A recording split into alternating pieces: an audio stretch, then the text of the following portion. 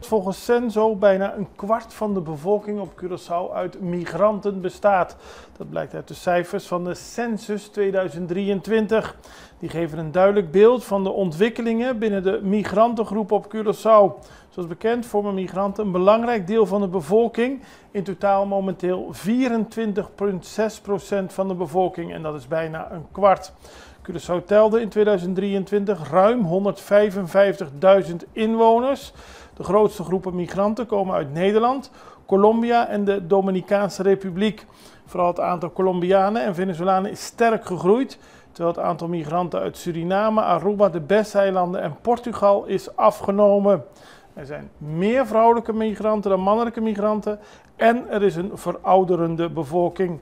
Censo heeft een heel overzicht van de migrantengroepen, wie het beste op school doen, wat de inkomens allemaal betreft. Interessant om te bekijken, maar wat het voor gevolgen heeft voor het dagelijkse leven. Veel migranten, maar Papiaments blijft nog steeds de meest gesproken thuistaal op het eiland, gevolgd door Spaans en Nederlands. En sinds 2011 is ook vooral het